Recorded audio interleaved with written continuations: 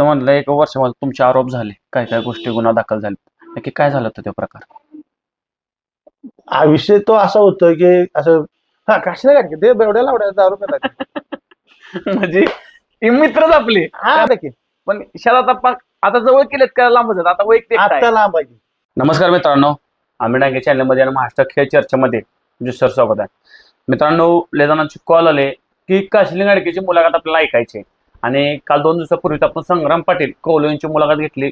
खूप लोकांनी प्रसाद दिला, खूप लोकांनी कॉल केलं आणि अशी दुसरी मुलाखत आपली रोखोक काशिली गाडगे आज आपल्या समोर जातात की भाग्यच लागणार. तर एवढा मोठा खेळाडू, आज इंडियाचा खेळाडू आपल्या सांगली जिल्ह्यामध्ये, सांगली जिल्ह्याचं नाव त्यानं आसमानावर पोहोचवलं. दादा नमस्कार. नमस्कार, तुमचं पूर्ण नाव सांगा. माझं नाव काशीलिंग रामचंद्र अडके. मी प्रॉपर काशीगावमध्येच राहतो. दादा कुठं सुरुवात झाली होती कबड्डी तुमची? माझी कबड्डीची सुरुवात आपल्या शाळापासून झाली. आझाद विद्यालय त्या मार्फत मी खेळत होतो शाळेत.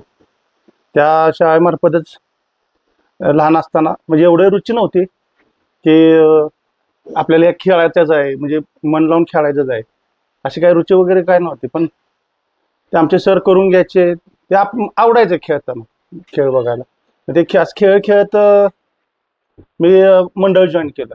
म्हणजे आमच्यातली जे लहान मुलं होती माझ्या बरोबरचे, तर मी राजाराम बापू व्यायाम मंडळ जॉईन केलं पहिल्यांदा. मग तिथं काही कारणास्तव आमच्या इथं ते थोडा मुलांच्यात थोडा वादावाद होतो किंवा काही कोणाचे रुसारुशी होते किंवा फुगाफुगी होते. मग ते ग्राउंड सोडून मी क्रांतिसिंह व्यायाम मंडळात खेळायला चालू केलं. माझं ते क्रांतिसिंह व्यायाम मंडळात जे खेळायची चालू केलं, ते एवढी माझी परिस्थिती नव्हती की मन लावून खेळायचंच आहे किंवा तेच करायला पाहिजे. कारण घरची परिस्थिती म्हणजे वडील वारल्यानंतर बिकटच होती आणि पूर्ण म्हणजे असं झोपडी वगैरे होती. घर एवढं असं मजबूत नव्हतं. पावसाळ्यात भिंत पडलेली, बरं झालं ती आमच्या आईच्या अंगावर नाही पडली. मग भिंत पडली, एवढं खचून गेलतो की मला परत दुसरीकडे मी भाड्यानं राहायचं चालू केलं. काय करायचं ही डोक्यात, फक्त आईच्या हातातून ते खुरपं सोडवायचं होतं. का तर वडील वारल्यानंतर किंवा ह्याच्या आधी कधीच आमची आई कधी शेतात कामाला नाही गेली कोणाच्या किंवा काय नाही. वडील होतो तोपर्यंत, का तर वडील गवंडी काम वगैरे करायचं हे ते. मग ही जमीनदारी परत माझ्यावर आली आणि मला ते एकदम अचानक असं आईने डोक्यावर वजन घेऊन कामाला जायचं दुसऱ्या बायकांच्या ते असं, म्हणजे ह्याच्या शेतात कामाला, त्या शेतातच रोजीनं कामाला जायचे. ते 40 रुपये 50 रुपये काय असेल ते आवडलं नाही कधी. कायम सारखं डोक्यात ते काय बाबा, आपल्यामुळं आपण एवढं असताना आपल्या आई दुसऱ्यांच्या शेतात कामाला जाते, मग आपला उपयोग काय? आपल्याला जन्म देऊन त्याचा म्हणजे काय उपयोग झाला? आई वडिलांनी आपल्याला जन्म देऊन त्याचा काय उपयोग झाला? हे डोक्यात सारखं कायम. मला का नाही माझ्या आईच्या हातातून खुरपं सोडवायचं होतं. सो घरात बसून TV बघणे, पंख्यान, हे मला आईला करून द्यायचं होतं. माझ्या डोक्यात सगळं तेच. प्रॅक्टिस आता काम, मी पण कामाला जायचो. मग आमचे तर पोपडा बाडकेत, त्यांच्या शेतात मी परत कामाला जायला लागलो. ते कामाला जाताना डोक्यासारखं विचारते बाबा हे करून तरी काय होणार नाही, म्हणून मी काय केलं, ते काम सोडलं शेतातलं. रोज सारखी आई बोलायची की नाही का, एवढं काम करतोयस, सगळं करतोयस, तू तुझ्या तब्येतीकडे का बघत नाहीस? तर तब्येतीकडे बघण्याचं माझ्या एवढं ही कॅपॅसिटी नव्हती आणि अशी परिस्थिती नव्हती की 2 टाइम जेवण मिळेल. दिवसातून एकच टाइम जेवत होतो दुपारचं. अशी परिस्थिती होती की जेवण मिळेलच असं काय नव्हतं. वडील वारल्यानंतर एवढं म्हणजे, आणि कोण असं घरचे असं जेवढे साथ कोण देणारे नव्हते किंवा काय नाही पाठिंबा देणारे. ह्यांच्यातल्या ह्यांच्यात म्हणजे असं भावाभावांच्यातच झगडा, त्याच्यामुळे हे कोण आमच्यात जास्त लक्ष देत नव्हते. मग मी आमच्या चुलत्यांच्या बरोबर कामाला जायचो. चुलत्यानं मला ते काम शिकवलं शेतातलं, कसं करायचं काय करायचं. पहिल्यांदा टिकाव हातात धरलेलं, हाताला पुढं वगैरे बघितल्यानंतर आईच्या डोळ्यात पाणी आलं. म्हणजे आता ह्या वयात तो असं काय म्हणजे कामं करायला लागला. म्हणजे कधी कधी बुडवायचो, कामाला जायचं. आता आले का म्हणल्यानंतर जायचं बुडवून शाळेतून. म्हणजे अशी अवस्था झालेली की ते करायचंच आहे आपल्याला. त्यातून आमचं नाही चुलतं माझा व्यायाम घेतो. शेतात त्यांनी दोरखंड ते असं एक असं त्यांचं माळ होतं. त्या माळात त्यांनी सगळी सिस्टीम बसवली होती. हे करून झाल्यानंतर हे करायचं, हे करून झाल्यानंतर हे करायचं, सपाट्या मारून घ्यायच्या. 6 वाजता कामाचं बंद झालं, सुट्टी झाली 6 वाजता कामाची, की मग आम्ही व्यायाम करायला चालू करायचं. माझे चुलते स्वतः पहिल्यांदा माझा व्यायाम घेत, कारण ते पण आमच्या वडिलांच्या बरोबर पहिलवानकी करत होते. त्यांचं माणिक आडके नाव आहे. त्या माझ्याकडून पहिल्यांदा करून घ्यायचे. ते सगळं झाल्यानंतर कधी दुपारचं ते जास्त जेवण वगैरे नाही केलं की त्यांच्या डब्यातलं त्यांनी आणलेलं, आमचे काकी असते काकी, त्यांनी आणलेलं सगळ्यांच्यातलं वाच काढून मला जेवायला द्यायची. मग असं करत घालवलं मी तिथं 2-3 वर्ष काढली. त्यानंतर मी दुसरीकडे कामाला जायला लागलो, त्या ट्रॅक्टरवरती हे ते कामाला जायला लागलो. मग ते त्यात 10वी माझी थांबली. मी 10वी वर्ष होतं. आई म्हणली 10वीचं वर्ष आहे, हे तू कामाला जाऊन करू नकोस, काय अभ्यास कर, घरात राहा. आणि ती घरात 2 म्हसरं होती, त्यांची वैरण काढी कर, बाकीचं मी कामाला जाते आणि त्यातून काय आठवड्याचा बाजार वगैरे करू. मग आईने एक म्हस घेतली, 2 म्हशी घेतल्या. आधी एक घेतली होती आणि ती आटल्यानं त्या का तर मला दूध मिळावं, माझं शरीर चांगलं राहावं म्हणून तिनं एक म्हस घेतली. एक म्हस घेतल्यानंतर त्याचं म्हणजे त्याला वैरण काढी हे ते फिरवून हिंडवून वगैरे आणून म्हणजे हे करायला लागलो. त्यानंतर हळूहळू मी दुसरी म्हस घेतली. म्हणजे दुधाच्या पैशातून आणखीन पैसे मिळतील आणि आपल्याला म्हटलं घर व्यवस्थित तर होईल. तेव्हा असं स्वप्न वाटलं नव्हतं, स्वप्नात सुद्धा वाटलं नव्हतं की असं बाबा RCC मध्ये राहीन किंवा असं घर बांधन. मी स्वप्नात सुद्धा कधी वाटलं नाही. मग आईने 2 म्हसरं घेतली. ती मीच म्हणजे म्हसरांचं सर्व करत होतो.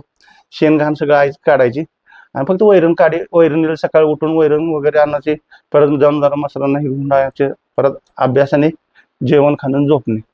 फक्त मला सांगायचे की ते दूध मिळावं प्याला म्हणून मला ती म्हस घेतली. मग ते करत असताना आईने एवढं म्हणजे मला हे केलं की प्रमाणाच्या बाहेर स्वतः जेवायची नाही, फक्त मला म्हणजे मला मिळावं 2 टाइम जेवायला म्हणून ते स्वतः जेवायची नाही, एक टाइम. अशा आहे ना माझे दिवस काढल्यात. मग ते दिवस माझ्या डोळ्यासमोर होते. मग ते मला ते परत ते 10वीत एक विषय गेल्यानंतर मी परत शाळेचं म्हणलं नकोच, म्हणून परत हे काम करायला चालू केली, शेतातली हे ते. म्हणजे परत मी बैलगाडी चालू केली. मी कारखान्याला कामाला बैलगाडी पहिल्यांदा मी त्या म्हणजे आमचे अप्पा माळी म्हणून एक वडिलांचे मित्र होते. वाढल्यानंतर परत ते माझ्याकडं म्हणजे लक्ष द्यायला लागले. त्यांनी काय केलं, मग ते त्यांची बैलगाडीची बैलांची कामं शिकवायची. त्यांची 2 बैल होती. मग इकडे तिकडे शेतात कामाला जाण्यापेक्षा तू माझ्यासोबत बैलांच्या बरोबर चलत जा, काय असेल ती कुळव नांगर वगैरे हे. मग ते बैलांची कामं शिकलो, शेतातली करायची. कशी बाबा कुळव कसा मारायचा, बगला कशा, नांगरी कशी चालवायची, त्यानंतर फास वगैरे ते म्हणजे बैलांची कामं सगळे शिकलो त्यांच्या मागणं जाऊन. मग त्यांनी काय केलं, जास्त काम आता जास्त बैल असल्यामुळं सगळ्यांची, मग ते कामं जरा कमी मिळायला लागले. मग त्यांनी बैलगाडी लावली उसाला. मग तिकडे गेलो त्यांच्या मागून बैलगाडीतून, म्हणजे ऊस तोडायचा, कारखान्याची कामं. मग ऊस तोडायचा, मोळ्या बांधायच्या, ते कसं भरायचं ते पहिल्यांदा शिकलो. मग ते शिकत असतं 2 वर्ष तसे शिकलो आणि 2 वर्षानंतर स्वतःचीच बैलगाडी केली. स्वतःची बैलगाडी केली आणि ते 3 वर्ष मी बैलगाडी चालवली. 4 वर्ष मी तर कारखान्याला बैलगाडी चालवली. माझं मी एकटाच भरायचो, माझं मी एकटाच म्हणजे कामं करायचो. माझं मी स्वतः सगळी म्हणजे भरायचे बी मीच, बांधायची बी मीच, गाडी आवळायची बी मीच आणि जायला लागलो. का तर मी पहिल्यांदा ते काम शिकून घेतलं आणि ते परत करायला लागलो. का तर आईच्या हातून मला खूप सोडवायचं होतं, एवढंच डोक्यात, बाकीचं दुसरं काय डोक्यात नव्हतं माझ्या. म्हणजे परत व्यायाम ते बुडायला लागला. आई म्हणली तर सगळं बंद कर, काय म्हणजे 5-6 वर्ष तिथं काम केलं. परत कारखान्यात आतमध्ये काम केलं 1-2 वर्ष. हे म्हणले कारखान्यात तुला कामाला लावतो, तू एक काम कर. मग तिथं घाण पाणी वगैरे येतं ना ह्याचं कारखान्याचं पूर्ण, मग ते साफसफाई ते कल्चर इकडं दुसऱ्या शेतात सोडायचं, ह्याच्यात म्हणजे ह्या डबऱ्यात सोडायचं, ह्या डबक्यात सोडायचं किंवा काय असं मी ही कामं करायला लागलो. ते पण काय आवडलं नाही किंवा काय नाही. आणि म्हणलं मला हे पण मला काम नाही आवडत. मग ते व्यायाम करत जा, हे करत जा, मागं लागायचे आहे रोज सकाळी. परत तिनं एवढं एवढं माझ्यावर लक्ष द्यायला चालू केलं की मी खेळायला गेलो आणि तिथं चांगला खेळलो. शाळेतून खेळायला गेलो जिल्ह्याला, तिथे चांगला खेळलो. चांगला खेळल्यानंतर ते आईला कुणीतरी येऊन घरी सांगितलं की तुझा मुलगा बाबा चांगला खेळतोय, कबड्डी चांगला खेळतोय, त्याला त्याकडे लक्ष दे, कबड्डी खेळू दे त्याला. हा, हे आमच्या कोचने ती सांगितलं. मग तिथे सुनील आडके म्हणून एक आमचे चुलते हा, मग ते त्यांना बापू म्हणतात. बापू तिथे खेळायचे क्रांती सेवा मंडळात. तिथे खेळत असताना नाही त्यांनी मला पण बघितलं खेळताना. हा, चांगला खेळतोय म्हणल्यानंतर त्यांनी मला लक्ष द्यायला चालू केलं, प्रॅक्टिस घ्यायला चालू केलं. मग त्याला मला काय काय हवं आहे, काय नको आहे, ते प्रॅक्टिस कसं करायचं आहे, काय करायचं आहे, हा, हे मन लावून त्यांनी सांगितलं तेवढं मन लावून करायचं. मग त्यांनी असं लक्ष देत मग माझ्यावर ते ज्ञानदेव पाटील सर असतील किंवा संजय पाटील सर असतील, आप्पा असतील, यांनी मन लावून माझ्यावर मी एवढं कष्ट करायचं हे बघितल्यानंतर त्यांनी सुद्धा मला हातभार लावायला चालू केला. हा, मग माझ्या तोपर्यंत हे सगळे आईनी माझ्या माघारी खेळायला गेल्यानंतर तालुक्याला खेळायला गेलो आणि तिकडे खेळायला गेल्यानंतर माघारीच मसर सगळी विकून टाकली. सगळीच विकून टाकली. दोन्ही मसर सगळी. एक रेडकू होतं ते तिच्या बहिणीला देऊन टाकलं. एका दिवसात मी तिकडं खेळून मागे तोपर्यंत आईने मसरांचाच बाजार करून टाकला. सगळी मसर विकली आणि मी दुसऱ्या दिवशी आलो. आता वैरीला जायचं आहे. सकाळी बघतोय तर सगळे गोट्यात कोणच नाही. म्हणलं मसर टाकली कोण, मग आता करायचं काय? फक्त व्यायाम आणि तू म्हणले मी एवढं करते ना, त्याचं काहीतरी चीज करून दाखवा. ठीक आहे म्हणलं, आहे माझ्याकडनं जेवढं होतंय तेवढं मी करतो. होतंय तेवढं नाही, ह्याच्यापेक्षा जास्त करायचं. म्हणलं ठीक आहे. आईला म्हणलं ठीक आहे. मग मेहनत करायला लागलो, ही करायला लागलो, चांगला खेळायला लागलो.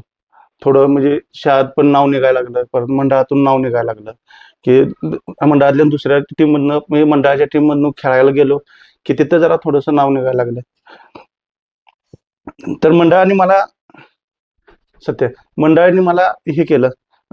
परत एवढी साथ दिली की प्रॅक्टिस वगैरे व्यवस्थित करून घेणे, की किती करतोय, काय करतोय, याची कॅपॅसिटी किती आहे करण्याची, हे पूर्णपणे त्यांनी मंडळाने माझ्यावर सोपवलं. म्हणजे तुला जेवढं करायचं ना प्रॅक्टिस वगैरे तेवढं तू कर, बाकीचं काय असेल ते आम्ही बघतो. घरी आलो तर आई म्हटली आता मसर वगैरे सगळं विकली होती, आता दूध नाही. आता एवढी पण परिस्थिती नव्हती आईची की ते 50 रुपयातलं ती जाऊन रोज एक अर्धा लिटर दूध आणायची. रोज सकाळचं अर्धा लिटर दूध आणायची, ती मी प्यायला द्यायची. घरात कायम कोराच्या, पण रोज मला प्यायला अर्धा लिटर दूध रोज घेऊन यायची. आणि राहिलेल्या 20 रुपये 30 रुपये, तेव्हा 20 रुपये लिटर दूध होतं. मग ती 30 रुपये राहिलेलं ते बुधवारी बाजारला. मला एवढं बेकार वाटायचं की आमच्या घरापासून कोणा जर असं ओरडत गेला की खारका खोबरं वगैरे नाही का, बाजार तिथंच, बाजार लगेच कॅन्सल. ती खारका घ्यायची, भले अर्धा किलो घेऊ दे, पण ते खारका घ्यायची. रोज भातात 2-3 खारका टाकून, एवढं असं खोबरं टाकून. तेव्हा झाड होतं माझं नारळाचं आमच्या घरी. त्या नारळ वगैरे काढलेलं असतील त्याचं ते खोबरं रोज खायला द्यायचे. तेवढंच मिळायचं खायचं, म्हणजे खुराक म्हणजे तेवढाच 4 खारका आणि ते खोबरं. ते बी घरात झाड होतं म्हणून त्याचं ते खोबरं मिळायचं खायला. परत मग असं करत असताना ज्ञानदेव पाटलांच्या लक्षात आलं की शिव एवढं मेहनत करतोय, सर्व करतोय, आणि ह्याला मंडळाकडून काहीतरी देऊया. मदत केली पाहिजे. ह्याची परिस्थिती आता एवढी नाही आहे, नाही. पण त्याला मदत काहीतरी करायची म्हणून मला त्यांनी त्यांच्या मंडळातून दूध चालू केलं. त्यांची ती डेअरी होती, त्या डेअरीत ते ते सर्व आहेत. मग त्या डेअरीतून मला 1 लिटर रोज, सकाळचं 1 लिटर, संध्याकाळी 1 लिटर रोजचं दूध चालू केलं. तू मेहनत कर, आम्ही आहे त्याला.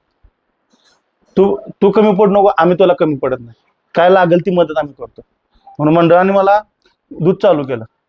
दूध चालू केल्यानंतर मी रोज सकाळ 1 लिटर, संध्याकाळी 1 लिटर दूध चालू केलं. दूध ते म्हणजे ते पण आईला हातभार लागला, मदत झाली. आई खुश झाली की बाबा हा या पोराने करून दाखवलं. काय तर मंडळातून मी खेळायला गेलो की मंडळाचं आता एवढं नाव बोलायला लागलं. मंडळानं ती लक्षात आलं त्यांच्या पण, आणि त्यांनी मग मला दूध वगैरे चालू केलं, प्रॅक्टिस चालू केली. तू अजून जोरात प्रॅक्टिस कर, असं तसं. मग मला बापूंनी सांगितलं की एक स्पोर्ट्स अथॉरिटी म्हणून इंडिया म्हणून कांदिवलीला एक प्रशिक्षण केंद्र आहे, तिथं तुला ट्रायल द्यायला यायचं आहे. बरं म्हणलं ठीक आहे. माहीतच नाही मला, मुंबई कधी मी आयुष्यात बघितलं नाही. मी गाव सोडून कधी कराडला गेलो नाही कधी. लहान होतं तेव्हा मला मित्रांनी, म्हणजे मित्राच्या वडिलांनी एक दिवस नेलतं मला कपडे आणायला, तेवढंच. तेव्हा मग कराड सुद्धा मी कराडच्या बाहेर म्हणजे कराड वळडून कधी पलीकडे नाही गेलो, तिकडे इस्लामपूर वळडून पलीकडे नाही गेलो. आणि डायरेक्ट म्हणलं मुंबई.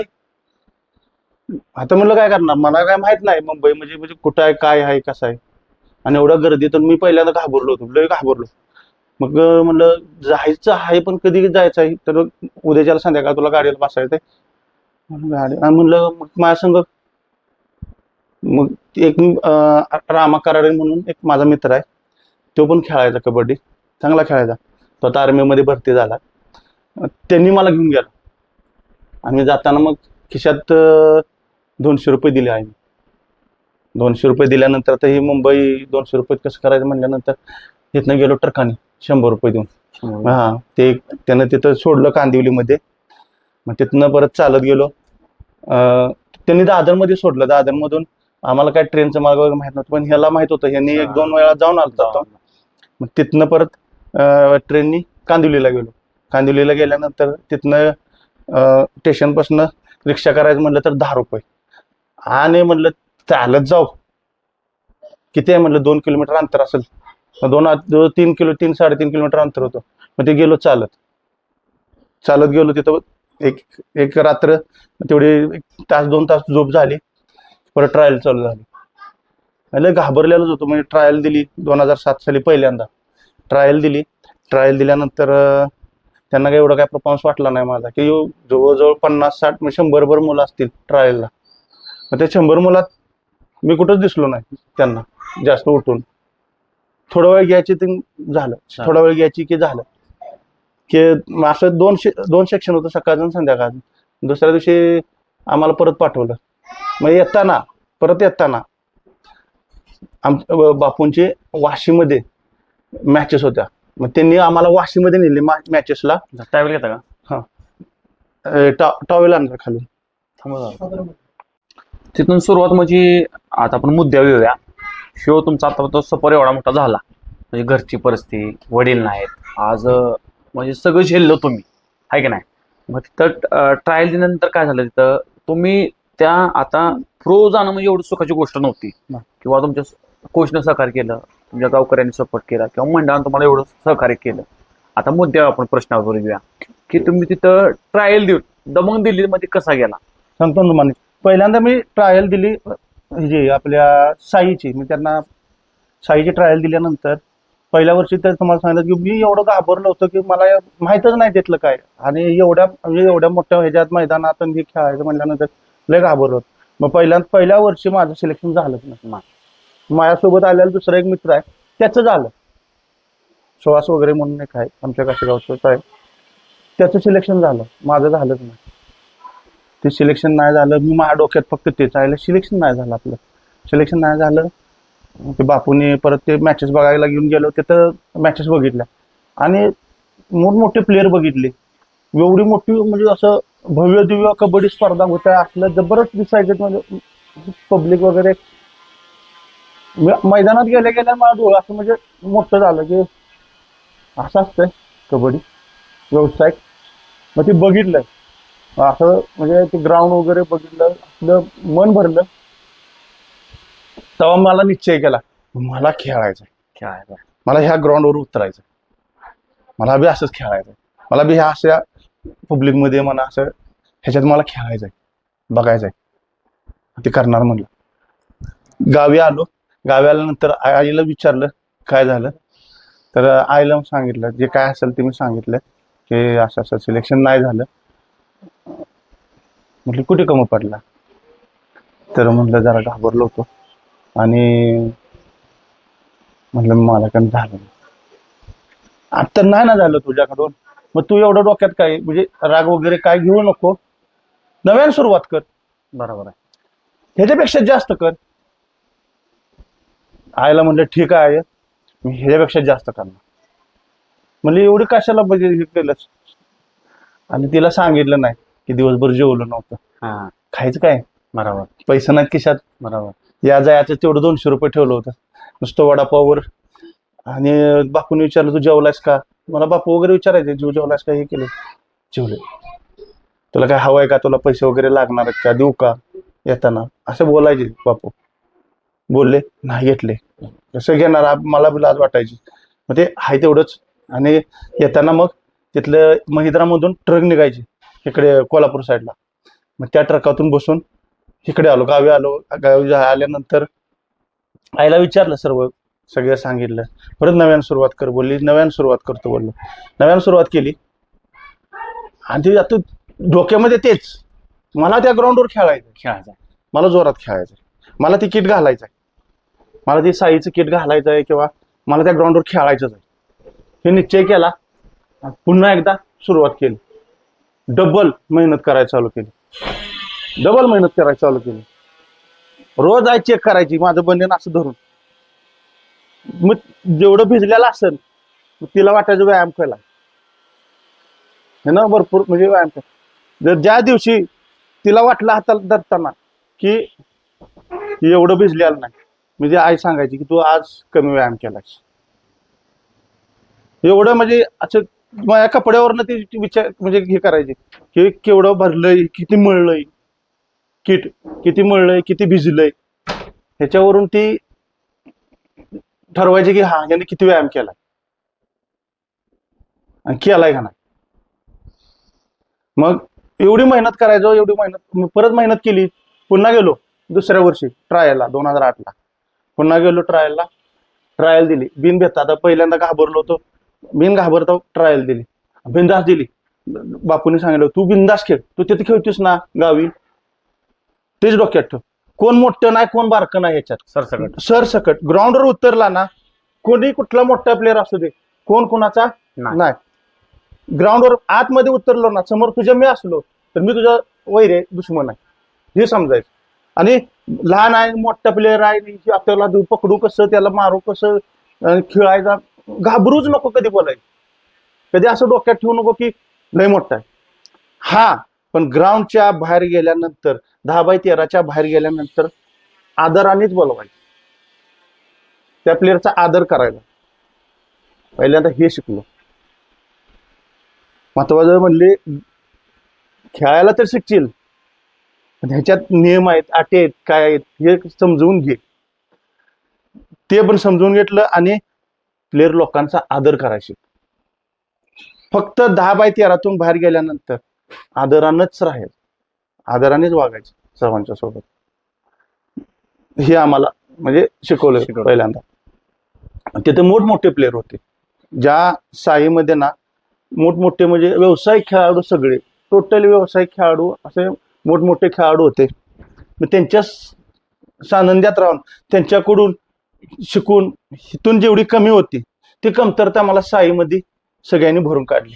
आणि सगळ्यांकडून काय काय शिकायला भेटलं. मला बापू बोलायचे कुठलाही प्लेअर मोठा असू दे किंवा बारीक असू दे, लहान असू दे किंवा मोठा असू दे, कोणी एक प्लेअर असला तरी त्याच्या अंगात एक अशी कला असते की तोच करू शकतो, ते दुसरी कॉपी कोण करू शकत नाही. बरोबर. मग तू हे बघ की पहिल्यांदा तू कोण कसं खेळतंय, त्याचे गुण वाईट असतील किंवा तो काय असेल हे तू डोक्यात घेऊ नकोस. त्यातून काय चांगलं ते बघ पहिल्यांदा. म्हणजे ज्या प्लेअर लोकातून त्याचं एक कुठलाही प्लेअर असू दे, लहान असू दे किंवा मोठा असू दे, त्याच्या अंदरून एक मध्ये एक तोच करू शकतो तसलं. म्हणजे ते अटॅक म्हणा किंवा त्याची उभं राहायची पवित्रा म्हणा किंवा अटॅक म्हणा, बोनस टाकायची स्टाईल म्हणा, वेगवेगळ्या प्लेअर कडून मी शिकलो. मी असं बघून, मी असं सांगून कधी मला माझ्या डोक्यात बसलंच नाही की हे करायचं, म्हणजे हे असं कर, असं नाही असं कर, तसं नाही तसं कर, सांगून कधी नाही. फक्त काय करायचं, मी जो कोण बघत म्हणजे असे मॅचेस वगैरे बघायला जायचो, म्हणजे बापूंच्या बरोबर मॅचेस. म्हणजे परत एवढी रुची लागली की ते त्यांच्या मॅचेस असल्या की बघायला जायचो. बापू बोलवायचे, बघून शिक. मग आम्ही तुला सांगून तू डोक्यात येत नाही ना, तू बघून शिक. म्हणजे वेगवेगळ्या प्लेअर लोकांचं बघायचं, म्हणजे हे बोनस कसा टाकतोय, कुठून टाकतात बोनस, आणि एवढं अंतर कसं काढतात, अटॅक ह्यो कसा मारतोय, ह्याचं अटॅक पोझिशन चांगली आहे. अशी बापूजी बसलो ना की बापू सांगायचे, तू मॅच बघ, जी काय त्यात अभ्यास कर. मग तसं बघत बघत दुसऱ्या लोकांच्या, म्हणजे साईमध्ये सगळे प्लेअर चांगले होते, टोटली इंडिया प्लेअर होते सगळे, आणि त्यांचं ते बघायला भेटायचं. तेव्हा हा अटॅक कसा मारतात, बरं वैयक्तिक प्रॅक्टिस कसं करतात. मग ते माझं सकाळी 6 वाजल्यापासून 9 वाजेपर्यंत मी साईचा व्यायाम करायचो. आमचे शर्मा सर वगैरे घ्यायचे. साईचा तेव्हा शर्मा सर होते.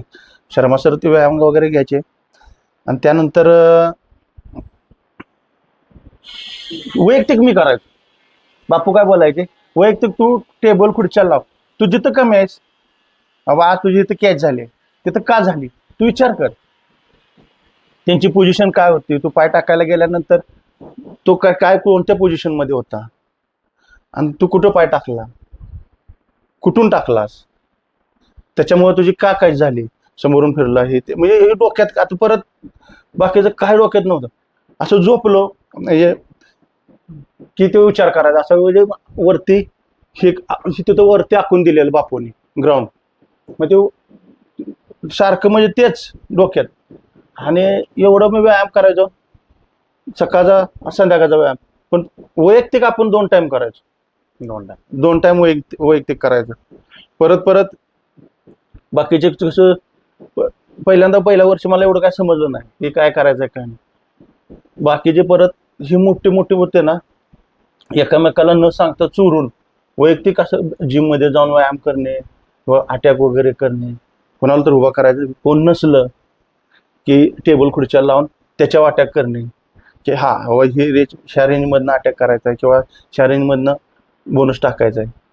हे बापू सकाळचं व्यायाम ते बीपीशलला होते ना, मग ते बीपीशलला असल्यानंतर ते सकाळचं व्यायाम करून यायचे 12 वाजता, त्यांना यायलाच 12 वाजायचे. मग ते आल्यानंतर मग दुपारी ते माझ्याकडून 1 तासभर प्रॅक्टिस करून घ्यायचे वैयक्तिक, की काय नाही असं नाही असं अटॅक. कारण ते पण चांगले प्लेअर आहेत आणि त्यांची अटॅकची स्टाईल पण चांगली आहे. मग ते त्यांच्याकडून शिकलो की अटॅक कसा मारायचा, कुठला मारायचा, कधी मारायचा, आणि कोणत्या रेंजमधनं बोनस टाकायचा, कसा टाकायचा, हात ठेवून पलटी मारायचे, हे ते. म्हणजे ते त्यांनी सगळं शिकवून दिलं. मग त्यांनी ते माझ्यावरती जास्तच म्हणजे लक्ष देऊन त्यांनी माझ्या खाण्यापिण्याकडे लक्ष दिले बापूंनी. त्यानंतर अटॅक करायचं कसं करायचं, काय करायचं, म्हणजे माझ्याकडून प्रॅक्टिस करून घ्यायला लागले. मग ते करत असताना एक दिवस असं बसलो, दुपारचं प्रॅक्टिस केलं, पहिलं प्रॅक्टिस झालं, सगळं झालं, मी आंघोळ वगैरे केली आणि पाऊस पडत होता.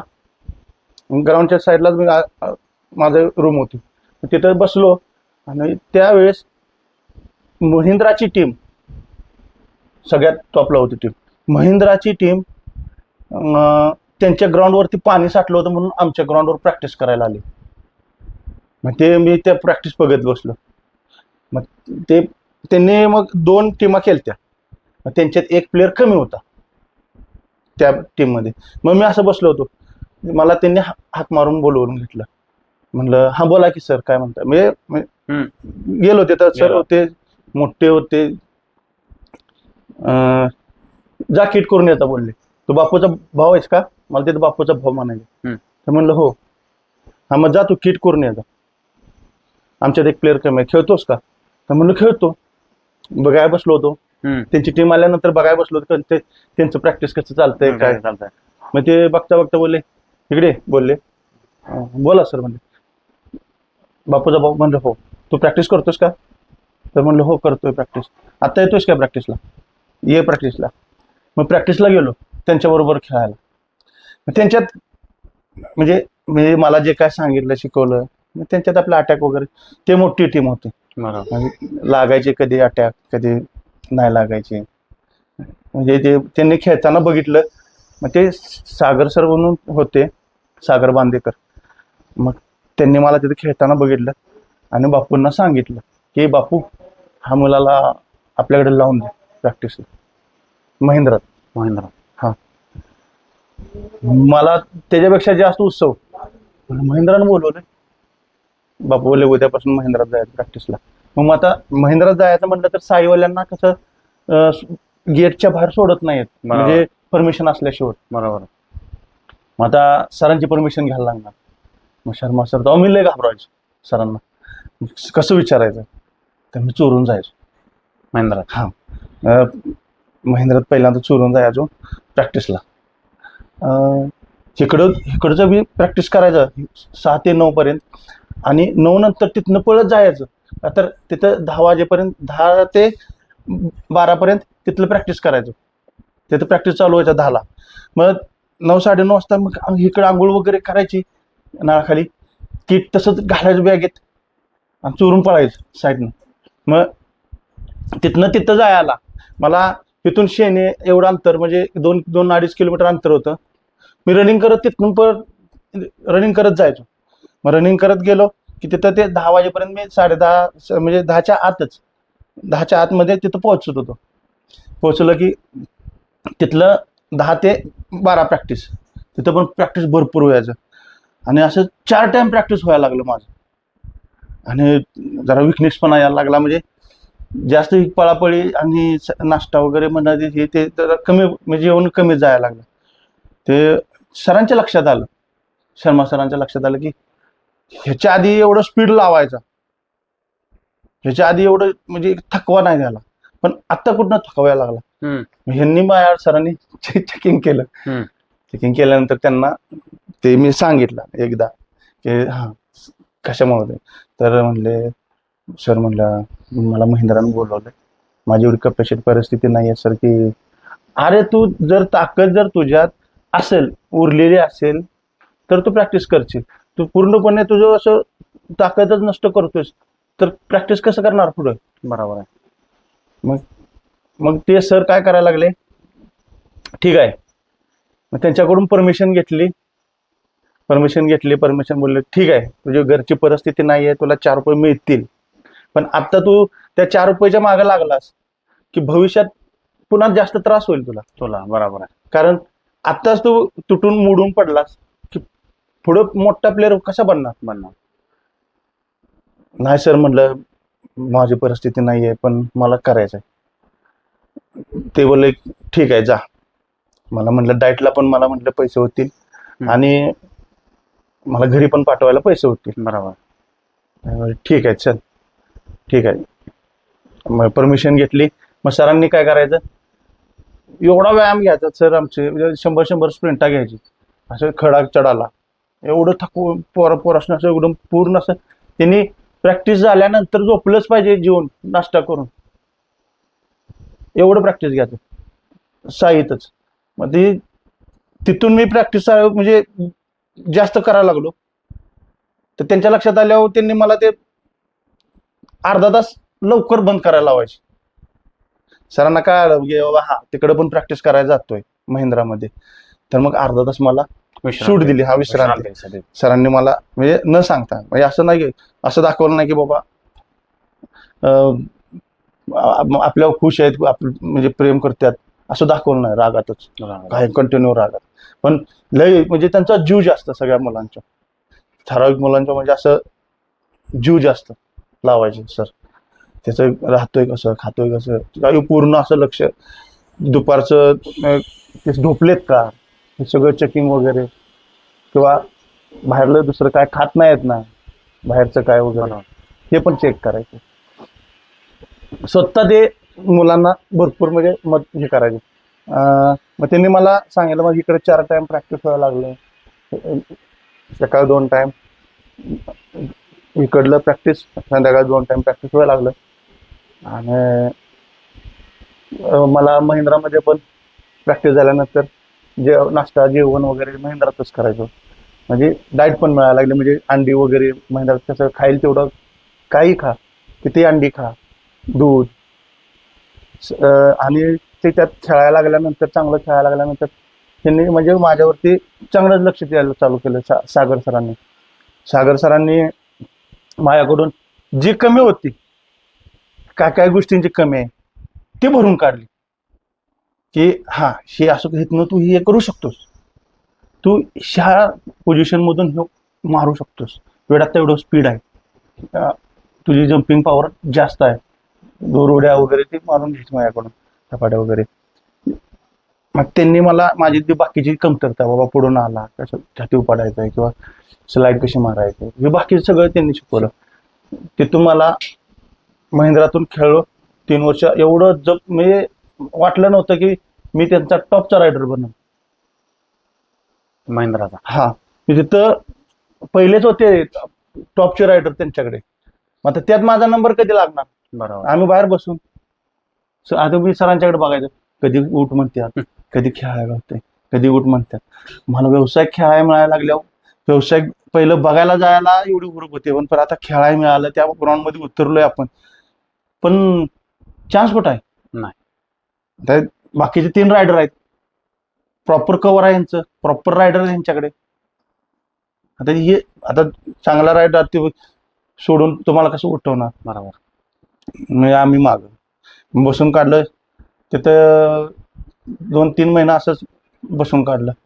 आणि मी इकडं खेळायला गेल्यानंतर एका रायडरच्या अंगठ्याला लागलं.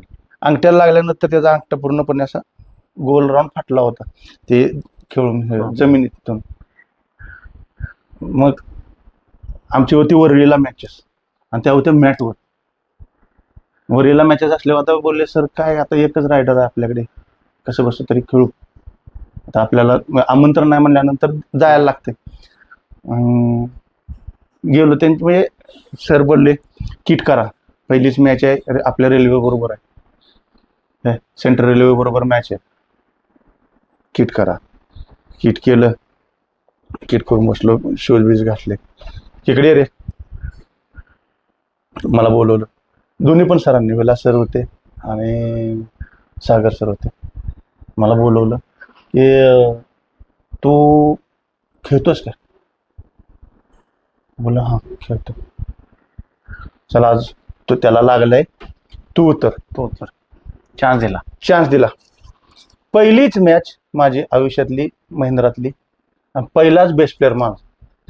मी असं खेळलो त्या मॅटवरती, जबरदस्त खेळलो, चांगलं खेळलो, आणि सर्वोत्कृष्ट खेळाडू म्हणून मला घोषित केलं.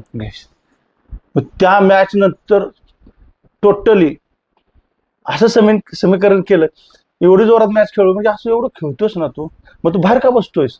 म्हणजे सर मला चान्स नाही. त्यापासून मी कधीच बाहेर बसलो नाही, कुठल्याच टीम मधून कधीच मी असं बाहेर नाही बसलो, हक्कीवर नाही बसलो. मग त्या चान्स दिला, तिचं सोनं केलं तुम्ही. चान्स दिला त्यानं मला. मग ते सर मला बोलले होते की आज तुला संधी आहे, त्या संधीचं सोनं कर. आज तू दाखव काय खेळतोस काय नाही, तो दाखव खेळून. खेळलो. त्यांना एवढा विश्वास पण नव्हता वाटला की मी एवढं खेळण चांगलं. त्यांचा मेन रायडर सुद्धा असं म्हणजे थांबवला त्यांनी, आणि मला पूर्णपणे असं मोकळीक दिली, मोकळा सोडलं. मला काही कर, मार नाही मर, इकडं आहे आम्ही, तुला उठवायला. तो जो दुसरा रायडर होता ना, त्यांनी सरळ सांगितलं, तुला उठवायचं काम मी करतो, तू भिडून जा. तर मी बोनस प्लस पॉइंट हे ते मारायला लागलो, पूर्णपणे सगळ्या टीम्सने दमवायला लागलो. आणि तिथे तिथं फायनलला आम्ही बीपीएसएल करून 1-2 पॉईंटने हारलो. ते आमच्या जरा चुकीमुळं. हा हा आणि तिथं मला सर्वोत्कृष्ट खेळाडू दिला. आणि माझ्याच भावाला म्हणजे आत्ते भाऊ आहे नितीन, तो बीपीएसएल मधून खेळायला. आणि माझ्या आता ऑपोजिट बीपीएसएल मधून खेळणारे ऑपोजिट कोण तर नितीन मधने आणि बापून तर आधी सांगितलं होतं कोण मोठं नाही कोण बारकं नाही, जर तुझ्या समोर असलो की विषय नाही घ्यायचा, तू खेळ बिंदास. बरोबर आहे. मी असू दे किंवा कोण बी असू दे, विरोध दुश्मनच. दुश्मन 10/13 मध्ये. 10/13 मध्ये तू माझा दुश्मन आहेस, मी तुझा दुश्मन आहे. बरोबर आहे. बाकीचं काय नाही. मग खेळलं बीपीएसएल बरोबर खेळलो तिथे, म्हणजे खेळलो पण चांगलं खेळलो, त्यांच्या बरोबर पण खेळलो, चांगले पॉईंट मारले. आणि त्याच्यात ते काही गोष्टीवरून 1-2 पॉईंटने आम्ही हारलो. तिथे फायनल हारलो. आणि सरांना एवढा आनंद झाला की बाबा हा आपण पण कोणाचं, मी तेव्हा मला असं वाटलं की हा आपण पण कुठं कमी नाही, आता खेळायचं म्हटलं, आता जोरातच खेळायचं. आणि रोज बापू यायचे. आता खेळायला बापूची रूम माझी आणि बापूची लगेच बाजूला होती, शेजारी रूम. रोज यायचे, रोज सांगायचे कोणी असू दे, तुझ्या पुढं कोणी असू दे, कोणतीही टीम असू दे, घाबरून जायचं नाही.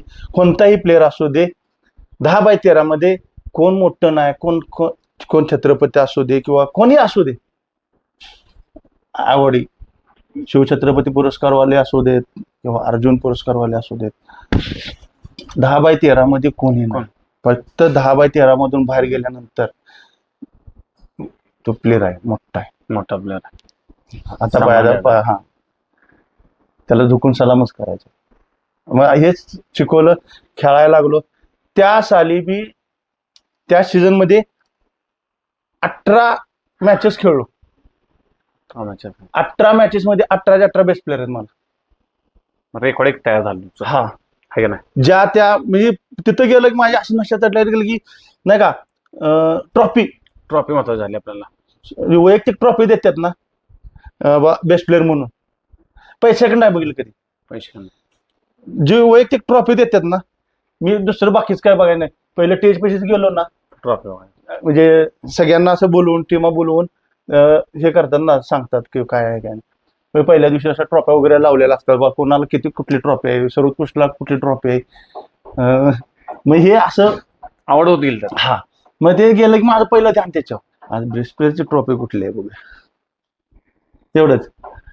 आणि मग मला ती मुलं चिडवायची, आलाच ट्रॉफी बघून टेज पैसे कशाला घालतास. मी पहिल्यांदा टेज पैसे जायचे, सगळी टीम बसलेली असली नाही, पहिल्यांदा टेज पैसे जायचं, ट्रॉफी बघायची कुठली. मग जोरात 18 बेस्ट प्लेअर, 18च्या 18 टीम खेळलो, 18 मॅचेस खेळलो. त्यावेळेस 18च्या 18 बेस्ट प्लेअर मी घेतले. आणि त्यानंतर मी परत सगळ्यांना दमवायला चालू केलं, म्हणजे दमत होय असं तसं नाही का, शर्यती जड जायला लागलाय. हा जड जायला लागलाय. चर्चा होत गेली. परत ते चर्चा झाल्यानंतर परत मला रेल्वेवाल्यांनी बोलवून घेतलं की आमची ट्रायल देऊ. तर बापूंच्या काय डोक्यात होतं मलाही माहित नव्हतं. रेल्वेवाल्यांनी बोलवलं. चांगलं आहे, म्हणजे महिंद्रावाल्यांनी पण सांगितलं, बघ जिथं मिळत्या ना पहिल्यांदा नोकरी, जिथं मिळत्या तिथं कर. बरोबर. जिथं पहिल्यांदा नोकरी मिळत्या ती घे. बरोबर आहे. ठुकरू नको. पहिल्यांदा कुठे मिळून दे, तू घे. माझ्या डोक्यात एक मग ठीक आहे. मग मला बापून सांगितलं, त्यावेळेस माझ्याकडे मोबाईल वगैरे काय नाही, बापूंच्या मोबाईलवरतीच फोन यायचे. बरोबर. की त्याला ट्रायलला लावून दे असं त्यांना सांगितलं. बापूंनी रेल्वेच्या ट्रायलला बोलले, तुला बोलवत्यात, जातोयस? जातो म्हणलं. ठीक आहे. मग मला बोलवलं असं मला त्यानं सांगितलं बापूंनी. आणि दुसऱ्या दिवशी बापू प्रॅक्टिस करून आले. मला काय बोलले नाही की ट्रायल कधी आहे काय आहे. आले, प्रॅक्टिस करून बसले. परत अचानकच माझ्या रूम मध्ये आली, अरे उद्या ज्याला ट्रायल आहे रेल्वेची, जातो ट्रायलला उद्या. ठीक. आणि बापू संध्याकाळी प्रॅक्टिस करून आले. काय बोलले, अचानकच मला बोलले, तू बॅग भर. घरी जा. म्हणलं का? तुला न्यायला आल्यात रेल्वेवाले, तू गेला नाहीस हे त्यांना समजलं. त्या दिवशी मला सांगितलं, आता जाऊ नकोस प्रॅक्टिस याला, रेल्वेची बरं ही देऊ नकोस, ट्रायल देऊ नको, तुझं चाललंय. काय चाललंय हे मला माहित नाही. बरोबर आहे. मग मला काय माहित, मला बीपीसीएल मध्ये घेणार होतं, एवढ्या मोठ्या टीम मध्ये बीपीसीएल मध्ये. म्हणलं चालेल, म्हणलं बघूया. बापू बोलले त्यांना फोनवरती की त्यांचं काय तर बोलणं झालं आणि मला बोलले तू बॅग भरून घरी जा. मग बॅग भरली आणि घरी आलो. परत इथून ते आले, ते जे रेल्वेचे जे कोच होते ते माझ्या रूम पर्यंत आले चेक करायला, निघायला मला साईमध्ये न्यायला आले. ते ट्रायलला सोडून तिथे ट्रायल माझी बघण्यासाठी ते मुलं सर्व बसली होती वाट बघत, मी येतोय की नाही. तर सर स्वतःची गाडी घेऊन मला न्यायला आलते, मी गेलो नाही ट्रायलला गेलो नाही. मला परत बापूने बोलवून घेतलं 2 दिवसांनी. परत आलो. आल्यानंतर परत प्रॅक्टिस चालू केलं. काय नाही हे ते असं त्यांचं एक असं वाळत टाकलं होतं किट, म्हणजे धुवून वाळत टाकलं होतं त्यांनी किट. त्याच्याच बाजूला आमची किट होती, म्हणजे आमची किट काढताना त्यांचं किट खाली पडलं. किट खाली पडल्यानंतर ती बघितलं आणि त्यांची असं कलरफुल एकदम किट वगैरे एकदम छान भारत पेट्रोलियमचे. मग ते मी उचलून बघितलं, घालून बघितलं, आणि ते घालून बघताना ते बापूने मला बघितल्यानंतर मला बोलले, म्हणजे हे लायकी आहे का बाबा हे असलं घालायची किट, एवढी त्याला मेहनत कर, तेव्हा ती किट असलं मिळेल, असं कोणाचं बी घालून किट घालायचं नसते म्हणला. ती मिळवायची ताकद त्याच्यात घेऊन ये म्हणला, तुझ्यात ते मिळव, स्वतःहून मिळवून मग घाल म्हणतील हे ते. मला मग तेव्हापासून म्हणलं, मला आले रूम मध्ये, मला म्हटले ह्या असे जे आम्ही काय करायचो, कपडे दरवाजाच्या पाठीमागं अडकवायचं. मला ह्या म्हटले मोळ्याला, काय ते मोळा मारला होता, ह्या मोळ्याला मला महाराष्ट्राचं किट पाहिजे तुझ्या नावचं. मला काय माहित नाही, मला बाकीचं काय माहित नाही, ह्या मोळ्याला मला महाराष्ट्राचं किट अडकवलेलं पाहिजे, बघायचं आहे म्हटले. ती मेहनत कर, दुसरं काय करू नको म्हणून एवढी मेहनत केली. परत आणि म्हणजे चालू केलं, खेळणं चालू केलं. हे ते डोक्यात काय महाराष्ट्राचं आहे, आता महाराष्ट्र खेळायचं म्हणजे जिल्ह्यात अजून मला कोण घेत नाही, आणि महाराष्ट्र तर लय लांब राहिलं. जिल्ह्यातच म्हटलं एवढी मारामारी, म्हणजे महाराष्ट्रात कुठं खेळायला. इकडं जेव्हा 18 बेस्ट प्लेअर घेतले होते मुंबईत, तर काशीगावात इथं आमच्या साईडला जिल्ह्याला माहित नव्हतं की काशीलिंग गाडके आपल्या गावचा आहे, सांगली जिल्ह्याचा आहे. काशीलिंग गाडके हा सांगली जिल्ह्याचा प्लेअर आहे, इथं माहित नव्हतं. तिथं 18 बेस्ट प्लेअर घेऊन आलो, तेव्हा इथं जिल्ह्याला कोणी माहित झालं की काशीलिंग गाडके नावाचा प्लेअर आहे ना, तो क्रांतिसिंह व्यायाम मंडळाचा आहे, आणि तो बापूचा भाऊ आहे, आणि तो चांगला खेळतोय. मग मला टीम मधून खेळताना परत बोलले, ठीक आहे, त्याला तो ट्रायल का देत नाही, मग जिल्ह्याची ट्रायलला का नाही म्हणले. आता मागल्या वर्षी तो खेळायला चालू केला त्यानं, मी तर 2 वर्ष आधीपासूनच खेळत होतो, जिल्हा कधी खेळलो नाही. जिल्ह्याला परत मला खेळायला नेलं, बापू वगैरे सगळी जिल्ह्यात खेळायला घेऊन गेल्यानंतर माझं सिलेक्शन झालं जिल्ह्याला सिलेक्शन झालं. आश्चर्य करण्याची गोष्ट आहे की ज्या जिल्ह्यात सिलेक्शन ट्रायलसाठी एवढी मेहनत करावी लागते, एवढी मेहनत म्हणजे ते आपल्या मनानं माझ्याकडून झालेली. जिल्ह्यात माझं सिलेक्शन झालं, मला जिल्ह्याचं किट अंगावर घालायला मिळालं. त्यावेळेस डोळ्यात पाणी आलं की मी जिल्ह्यात मला खेळायचं आहे, त्या जिल्ह्यात आज माझ्या छातीवर नाव आहे. खेळलो त्या सांगली जिल्ह्यात मध्ये खेळलो. आणि त्यावेळेस तरुण भारतमध्ये स्टेडियममध्ये माझी पहिल्यांदाच असेल बहुतेक मॅचेस जोरातच खेळ. आणि तिथं जंप मारलेली, त्या जंपला मला हनुमान उडी म्हणून पहिल्यांदा नाव पडलं, की त्या उडीला हनुमान उडी. जंप मारलाय डोक्यावर. हा, आज समीकरण असं आहे की कुणी जरी जंप मारली, 10तला 1 जण तर म्हणल की हनुमान उडी मारली, कुणी पण मारू दे. नाही, नाव पडलेच ते. हा, मग त्या उडीला माझं नाव पडलं की हनुमान उडी. पेपरमध्ये छापून आलं की हनुमान उडी, काशिलिंगाड की हनुमान उडी. मग मला परत दुसऱ्या दिवशी असं तिसऱ्या दिवशी पेपर आणून दाखवला मुलांनी, अरे तुझं नाव आले पेपरात. मग ते आई वगैरे परत बाकीचे सगळे फायनलची मॅच बघायला, घरचीच माया कधीही कुठं मॅच बघायला नाही. आई कोणतीही एवढ्या खेळलो मॅच कधी बघायला आली नाही माझी. त्यावेळेस माझी आजी माझ्यावर लय प्रेम करायची. आई कावायची, ही ते काय तू व्यायामाला जात नाही, हे कमीच केला, हे केलं, अमुक केलं. आई जरा कठोर वागायची, पण आजीचा जीव जास्त, आजीचा लय जीव. आजी बघायला आल्या, मला कुठं माहितीये, आणि हे मला माहित नाही.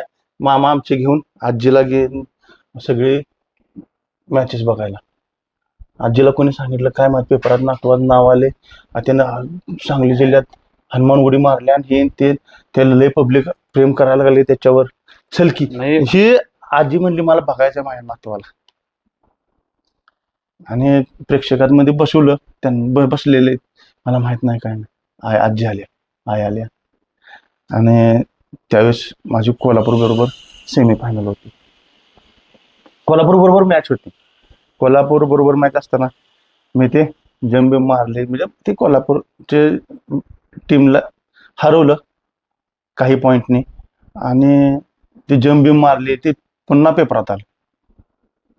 आणि परत बघितलं तर आजी माझी तिथे बसली. मध्ये तिच्या डोळ्यात पाणी आलं की एवढी माणसं माझ्या नावानं ओळखतात. काशिलिंग.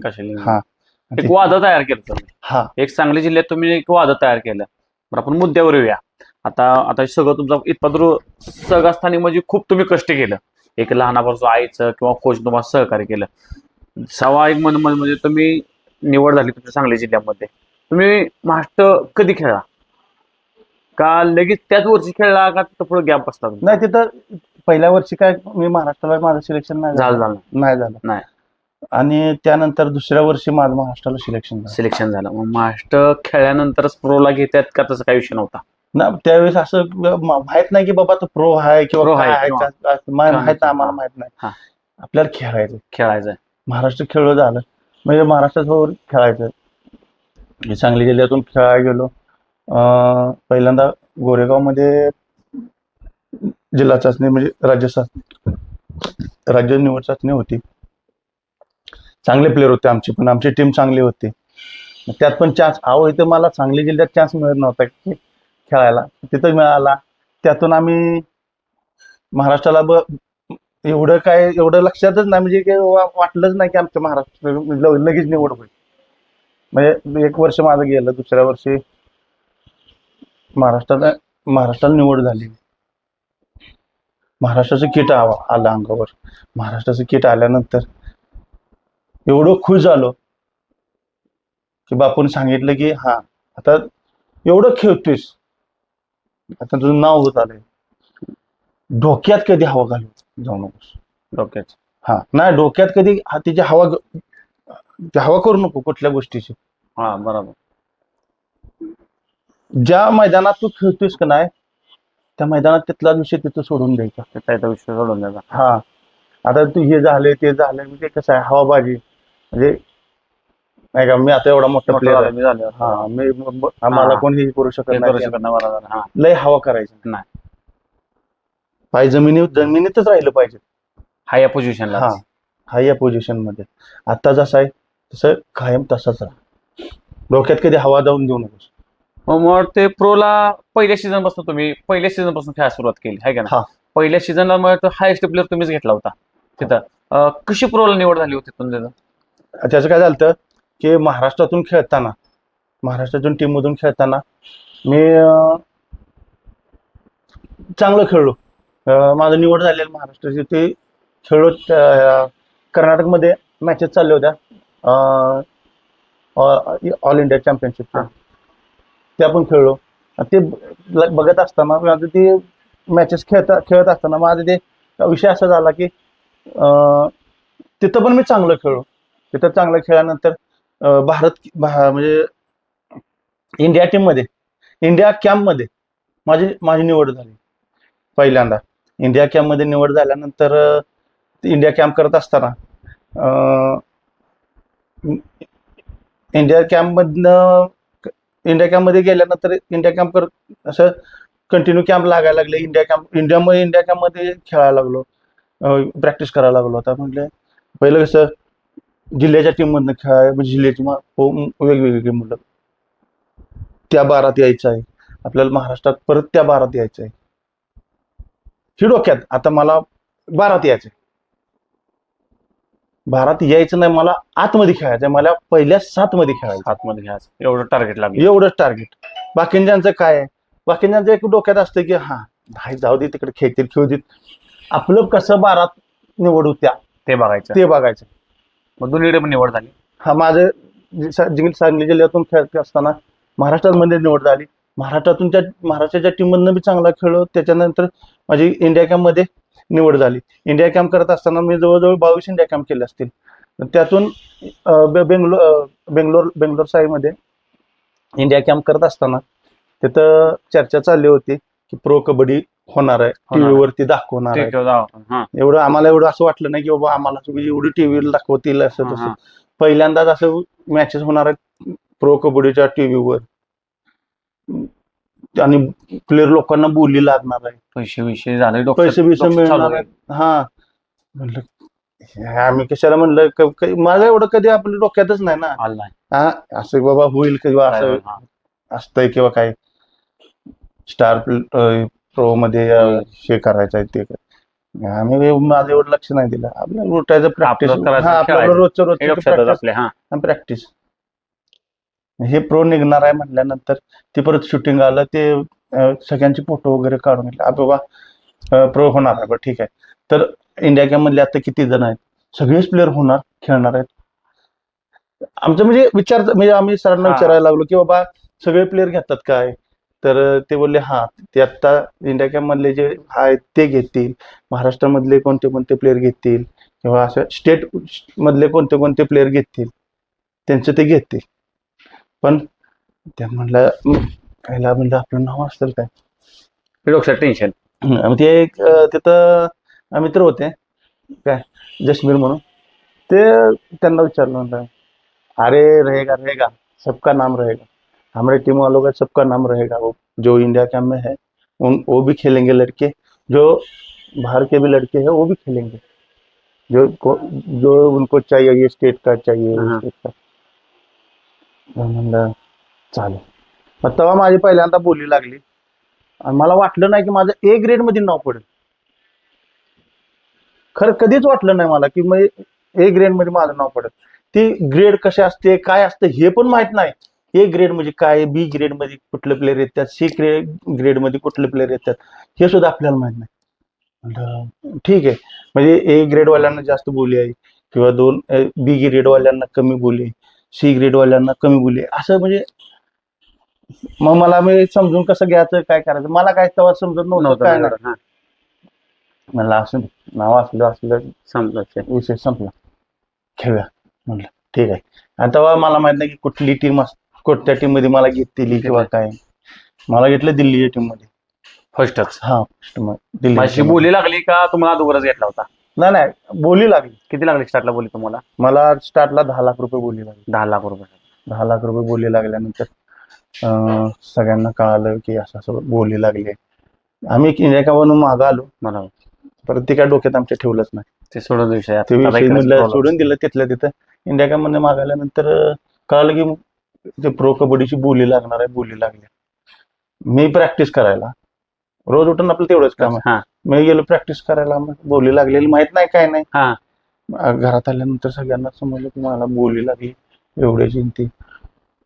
प्रोग मध्ये तिथे खेळत असताना बोली लागली 10 लाखाची आणि मी गावी येणार होतो. गावी आलो, मला काहीच माहित नाही. घरात कोणी येऊन म्हणजे आईची मुलाखत घेतली टीव्हीवाल्यांनी, ही मुलाखत वगैरे असते ही ते. माहित नाही. महाराष्ट्रातनं सगळ्यात जास्त, महाराष्ट्रामधून सर्वात जास्त बोली मला लागल्या, हे पण मला माहितीत काय नव्हतं. प्रॅक्टिस आलो.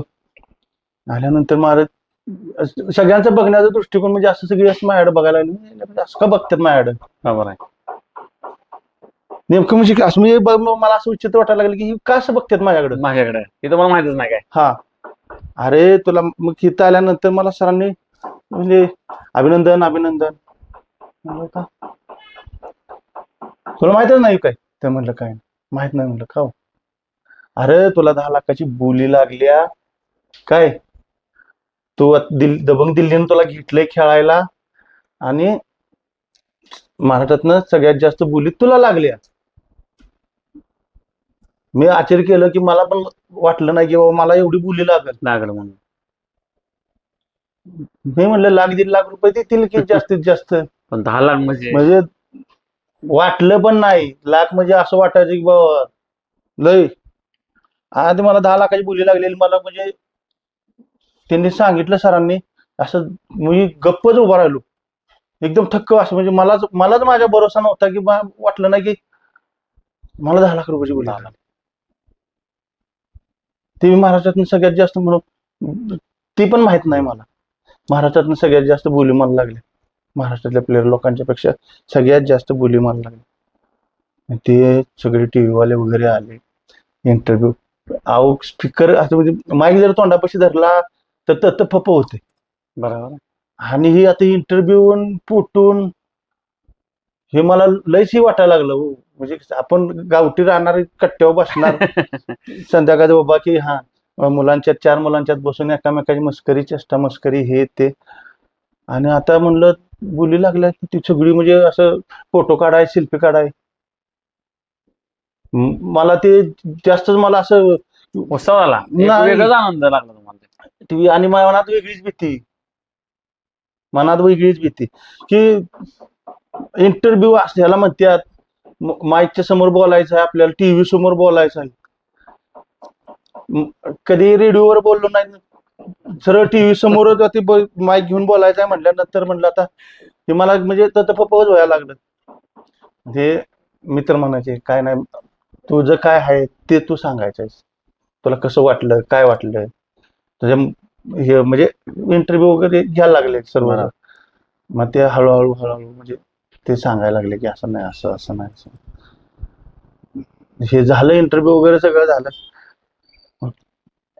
आता बोली लागल्या म्हणल्यानंतर मी तर दिल्लीला जायचं कॅम्पला आणि विमानाने, त्याची डबल भीती. आता मुंबईपर्यंत ते म्हणलं एवढा प्रवास कधी मला मुंबईपर्यंत कधी करार सोडलं नाही. मग मुंबईत आलो, मला बापू म्हणले असंच आहे तर आता तू पहिलं कधी चालतास का, आला तर किती घाबरला होतास किंवा काय झालं, तू हे बघितलंस मुंबई बरोबर असंच तिथं आहे. तिथं ही कशी घर आहे ती, ही आहे ती बंगला आहे ती असंच आहे. ते पण माणसंच आहेत. म्हणजे भिवू नको घाबरू नको कोणाला. बरं म्हणलं ठीक आहे. आणि तिथून ते म्हणले पुण्याला जायचं आहे, विमानात बसायचं आहे. आता पुण्याचं मला विमानतळ माहितच नाही. आम्ही ट्रकानं हे करणार 10-100 दिलं की आम्ही कराडात मुंबईतनं काशेगावला अजून. आता ही विमान इथनं पुण्यात जायचं, पुण्यात ते कुठं आहे माहित नाही विमानतळ. बरं विमानतळ माहित नाही ते जाऊ दे, तिकडं म्हणलं चला मला सोडायला. मग 4-5 मित्रांनी घेऊन गेलो. ते कसं असते रे, सगळ्यांना विचारायचं ते कसं असते ती विमानात, कसं जायचं. आपल्याला कसं इष्टीला हात केला, आपलं कुठे बी टावेल टाकला रुमाल टाकला बसायचं झालं. ही म्हणलं माहित नाही आपल्याला काय. तिथं आत गेल्यानंतर पहिल्यांदा काय मागितलं हे मागत्यात म्हणला. मी त्याने प्रवास केलाय नाही म्हणा, त्याला जाऊन म्हटलं की तू प्रवास केलायस तर कसं असतंय. मी बाबा एकदाच गेलतो म्हणली ती. आणि तिथं ती हे मागते ती पासपोर्ट काय नाही फोटो आणि आय कार्ड वगैरे हे ते आणि आत गेल्यानंतर तिकीट असतंय, तिकीट घ्यायचं काय. आणि ते मग म्हणलं तिकीट दिलंय मला, म्हणलं ऑनलाईन पाठवलंय. हा हा म्हणजे त्यांच्या मला फोन आला दिल्लीकडून, ते जे त्यांचे जे मॅनेजर होते त्यांचा फोन आला, असं नसं. म्हणलं बघा, म्हटलं मला यातलं काय माहित नाही. हम्म. तर मी इथं आधी तयारी, मला काय माहित की बाबा त्यांची गाडी येते मला घेऊन जाणार, त्यांचं ते बसवणार, ते सगळं माहितच नाही. त्यांची गाडी येणार इथनं तिकडून ती. मी आधीच म्हटलं असं आता दिल्लीला जायचं म्हणल्यावर सगळ्याच दोघं चौघांनी तयार केलं. म्हणलं इथनं जाऊया आपण पुण्याला, काय पुण्यात मला नाही विमानात बसवा, आणि विमानात बसल्यावर तुम्ही मागे. बरोबर. ती मित्र पण माझ्या तोंडात लागली बघायला. अरे नाही म्हणली ती, तसं नाही. मला त्यावेळेस माझ्याकडे मोबाईल होता, बारका हा बारका मोबाईल होता. मग ते मला फोन आला. फोन आल्यानंतर मला सांगितलं, मी दिल्लीचा मॅनेजर वगैरे बोलतोय असं तसं. ठीक आहे, आणि तू ह्या टायमिंगला तुम्हाला न्यायला गाडी येईल, त्या गाडीमध्ये बसा, ते तुम्हाला सांगतील काय असेल ते पुढच्या प्रोसेस. मी तुम्हाला ऑनलाईन तिकीट पाठवतो, ते तुम्ही घ्या. आता ऑनलाईन तिकीट काय घ्या आणि ते मला काय माहित नाही. मग ते त्यांनी मग व्हॉट्सअपवर मला ते हे तिकिटाचा फोटो वगैरे पाठवला. हे तुम्ही तिथं दाखवा आणि तुम्हाला एंट्री भेटेल. ते कच्चं असते ना त्यांचं तिकीट. मग ते मला माहित. पुण्याला गेलो, पुण्यात उतरलो विमानतळावर. विमानतळ बघितल्यानंतर माझं डोळं पांढरं झालं.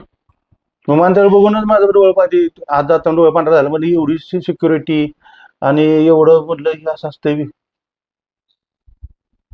मग ती बॅग मी असं ते गुंडाळलेली घेतली बॅग, ती पण फाटलेली होती, त्या बाजू आतल्या साईडला घेतली. आणि चांगली तुटलेल्या चिना शिवलेल्या ते आपल्या आतल्या बाजूला घेतलं आणि गेलो आतमध्ये. गेले सिक्युरिटीने थांबवलं तिकीट. म्हणजे तिथंच गडबड झाली. म्हटलं आता मी एकटा, मला ह्यातलं काय माहित नाही, मला ट्रेनचं जास्त कधी काय माहित नव्हतं. आणि म्हणलं आता हे विमानानं जायचं म्हटलं अवघड आहे म्हणलं. ते गेलो, मग त्यांना म्हणजे ते हे दाखवलं. त्यांना फोन केला, म्हणलं का इथं सिक्युरिटीनं थांबवलंय, आता काय करू. तर म्हणले ते व्हॉट्सअपवर तुमच्या ते प्रिंट पाठवलेले आहे ना, ते दाखवा त्यांना आणि तुमचे आय कार्ड द्या त्यांना. मग ते आय कार्ड दाखवलं त्यांना, ते सांगितलं. मग त्यांनी मला समजावून सांगितले की बाबा तिकीट कुठून घ्यायचं आहे किंवा कसं जायचं आहे, कुठं काय करायचं हे तुम्ही म्हणले. मी सगळ्यांना विचारत आपलं तिकीटात विमानात बसलो. बरं आता विमानात तर बसलोय, दिल्लीत उतरल्यानंतर प्रॅक्टिसला जायचं, तिथं कोण न्यायचं, कसं जायचं हे मला तिथं परत फोन आला. ते सांगितलं आतमध्ये, फोन आला आतमध्ये, सांगितलं की तुम्ही तिथं दिल्लीमध्ये उतरल्यानंतर मला कॉल करा, तुम्हाला गाडी न्यायला येईल. मग तेव्हा एवढं म्हणजे माहित नाही काय नाही. मग तसं प्रवास करत प्रॅक्टिसच्या ग्राउंडवर गेलो. प्रॅक्टिस सुरुवात झाली प्रॅक्टिसची. ते बघितलं की नाही, आणि त्याची राहण्याची सोय वगैरे हे ते सर्व म्हणजे असं चांगलं, म्हणजे कधीच बघितलं नाही आयुष्यात आपण हे असलं. ते आज आपल्याला त्या लाल मातीमुळे बघायला गावलं. म्हणजे जे कष्ट केलं ते तुमचं ती सक्सेसफुल झालं आणि तुम्ही सगळ्या प्लॅटफॉर्मवर पोहोचला. पण तिथं दबंग दिल्ली खेळा किती वर्ष खेळा दबंग दिल्लीतून तुम्ही? 4 वर्ष. 4 वर्ष खेळा, 4 सीझन खेळलो. 4 सीझन खेळा. मग 5व्या सीझन यू मुंबईत खेळा. मग तवाच एक घडलं की नितीन मधन तुम्ही दोघांनी बोलू लागले त्या यू मुंबईतून, आणि 2 महाराष्ट्र खेळ त्या मुंबईत यू मुंबईत खेळला. तेव्हा काय मैत्री होती दोघांची, नितीन मधनची आणि तुमची? हसत खेळत काय म्हणजे असं एका जिल्ह्यातले 2 भाग, म्हणजे सांगा लागले की माईक की एका जिल्ह्यातले 2 भाग, काशीलिंग आडके नितीन मधने आहे ना. पुन्हा यू मुंबईत आता तो भाऊच आहे म्हटल्यानंतर तसलं काय नाही, मैत्री करत. आणि इंडिया कॅम्प मध्ये पण आम्ही दोघं एकत्रच असायचो काय, पण हसत मजा मस्ती. मग यू मुंबईतनं काय झालं तिथनं पुढं? यू मुंबईतनं 1-2 वर्ष खेळा तुम्ही? 1 वर्ष खेळा. पुन्हा काय झालं तिथून पुढं? तिथून परत मी 1 वर्ष ह्याच्या बेंगलोर बुल्स मधून खेळलो. बेंगलोरच्या. तिला किती सीझन टोटल खेळा तुम्ही? टोटल मी 6 सीझन खेळलो. 6 सीझन. किती रक्कम भेटली टोटल म्हणून तुम्हाला? एवढं काय मी गिनती नाही केली. गेले ना तरी ही सगळं पैसे तुम्हाला भेटलं का? हो. सगळं भेटलं म्हणजे हो. असं काय तेव्हा टॅक्स बिक्स एवढा काही विषय नव्हता हा. का? होता तसा काय विषय? नाही काय विषय तसा. मग तिथून पुढं झालं की आज काशिलिंग गाडकेचं अख्ख्या महाराष्ट्राला नाव घुमतंय. आता आपण मेन मुद्द्यावर येऊया. आज तुमचा आता सफर केला तुम्ही, माहित नव्हतं किंवा विमान नव्हतं मला विषय. ही काशिलिंग गाडके थांबलं का वादळ? पुन्हा काशिलिंग गाडके कबड्डी क्षेत्रामध्ये आज तुम्हाला एवढा परफॉर्म चांगला दिला, आज सांगली जिल्ह्याने तुम्हाला एवढा सपोर्ट केला, बापून एवढं तुम्ही सांगलं, मग तुमच्याकडून एखादा मुलगा का घडला नाही ही सगळ्यांना अपेक्षा आहे की काशिलिंग गाडकेकडं. काशिलिंग गाडके एवढा मोठा झाला महाराष्ट्रात, 1 नंबरला आला, मग काशिलिंग गाडकेनं मुलगा त्यांच्या नावावर किंवा त्यांनी क्लब हा का काढला नाही? नाही मी मी तसा विचार कधीच केला नाही की क्लब वगैरे मी स्वतःचा काढायचा किंवा का. माझा आहे ना क्लब, क्रांतिसिंह व्यायाम मंडळ आहे. पण त्या मंडळातून गेलेत काही लोक, रवींद्र कुमावत म्हणा, हा पण प्रो मध्ये खेळला आहे. पण आता सध्याला दिसत नाही. नाही काय झालं ते आता इंजुरी जास्त होते. मॅटवरती आणि मातीवरती खेळणं जमीन आसमानचा फरक आहे.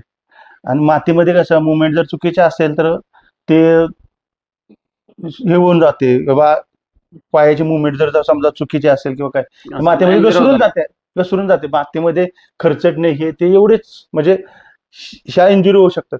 मॅटवरती लेगॅमेंटच्या इंजुरी जास्त होतात. दुसरा प्रश्न आणि कंटिन्यू मॅटवरती खेळणारे असले ना तर जास्तीत जास्त लवकरात लवकर खराब होतात लेगामेंट वगैरे. आता माझं मी खेळायचं तुम्हाला आता ऍक्च्युअली सांगतो बंद का केलं तर मी बेंगलोर बुल्स मधून खेळत असताना तुम्ही पाहिलं असेल की लास्टची मॅच खेळलो, बेंगलोर बुल्सची सेमीफायनल खेळायला खेळलो. त्या मॅचला मला इंजुरी झाली. त्या मॅचला मला इंजुरी झाल्यानंतर माझं पूर्णपणे असं मसल फाटलं होतं.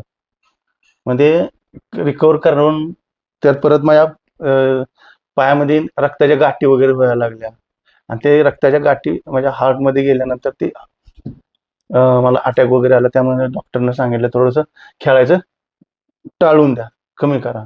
तुम्ही क्रांतिसिंह क्लब आता सध्या ह्या घडीला थांबले किंवा त्यात मुलं प्रॅक्टिस करतात ना, हा काशिलिंगचा मुद्दा म्हणजे आज अनेक जणांच्याकडे मला कॉल येतात की आज कराड आणि कासेगाव 20 किलोमीटरचं अंतर आहे.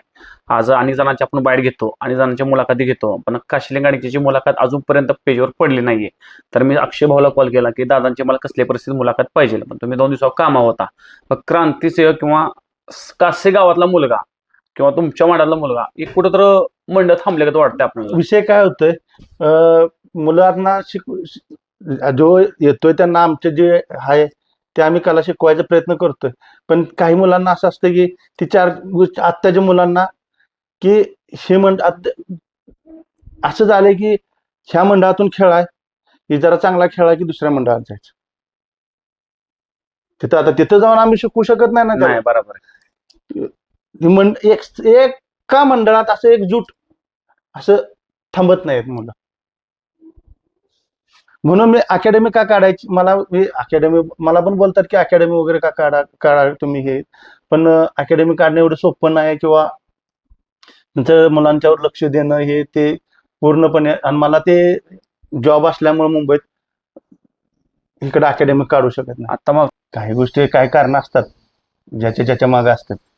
काही गोष्टी आता आजचा प्लेअर असे होते की काही प्लेअर, आता ह्या अक्षय म्हणा, मग तुम्हाला बोललो ना की आपल्या गावातले सुद्धा एवढे चांगले प्लेअर, त्यांनी सातत्य ठेवण्याचा प्रयत्न केला. सगळं राजकारण जे एकामेकाच्या ह्याच्यावर राजकारण करतात ना ती त्यांना बाधते.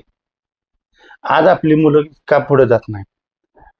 आज महाराष्ट्र जर आपलं फायनल मध्ये खेळत असेल तर महाराष्ट्रातली मुलं प्रो मध्ये किती का कमी आहे ती?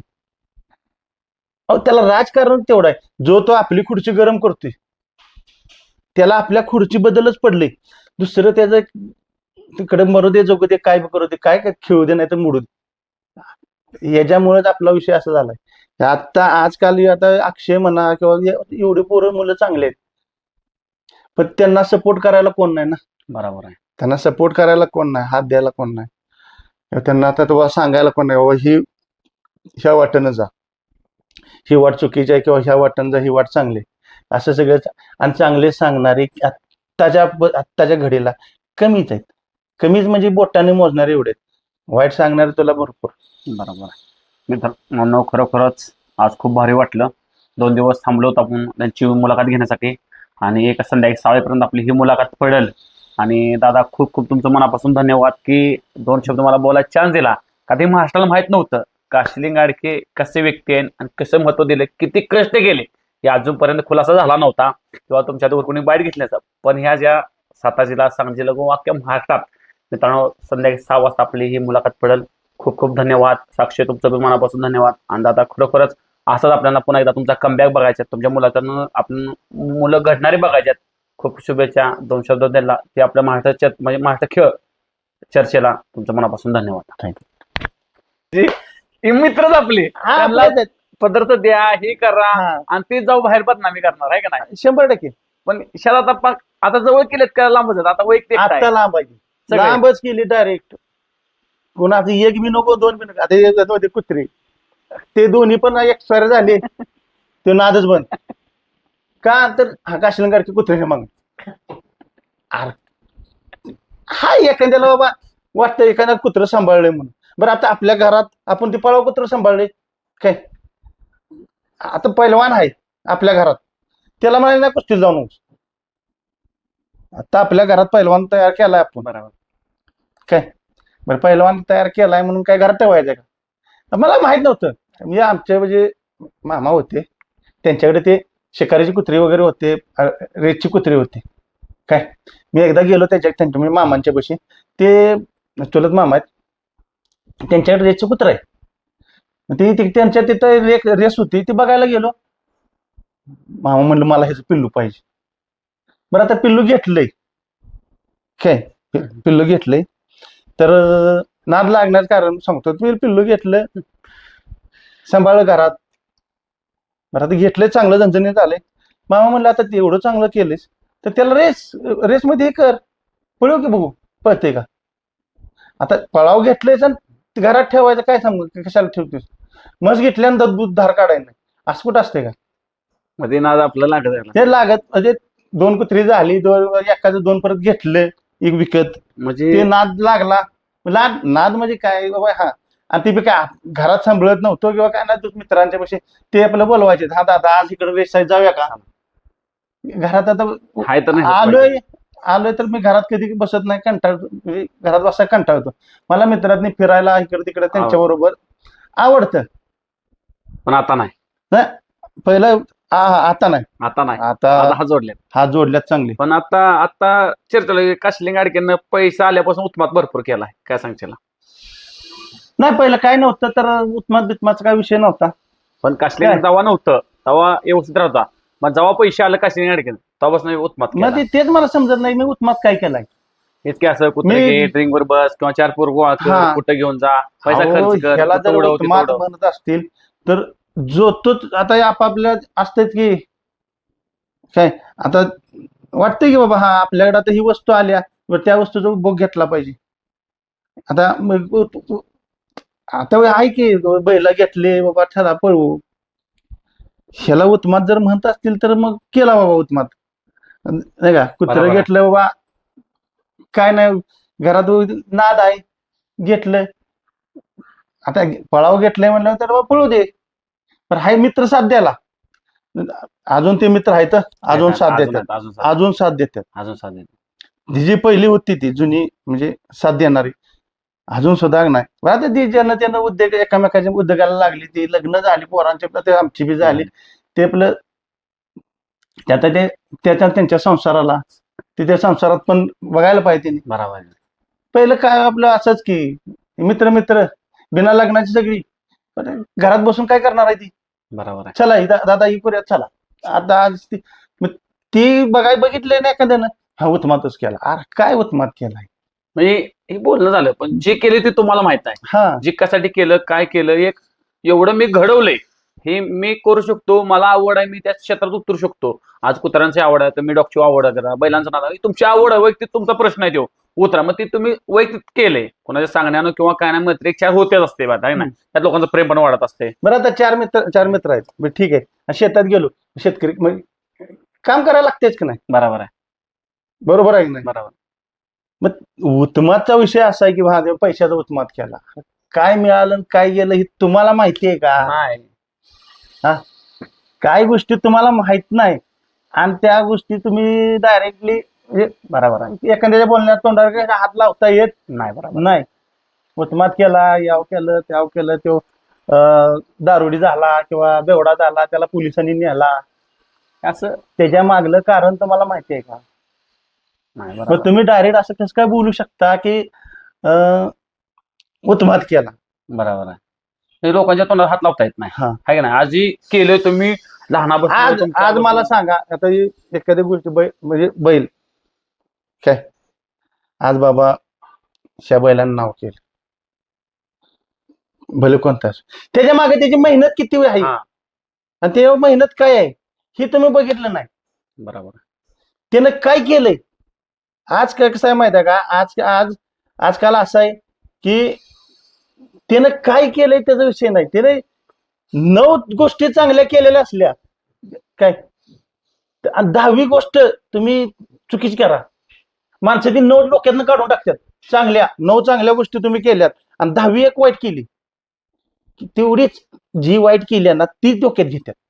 जे त्यानं 9 चांगल्या केल्यात ती कुठे गेलं त्याचा विषयच घेत नाही कोणी असो. बरोबर आहे. मित्रांनो, आज खरोखर दादांचं खरी परिस्थिती काय आली की किंवा लय ठिकाणी चालू होतं, पण काशलिंग गाडके कसा निर्माण झाला आणि कसा थांबला हे आपण आता बघितलं.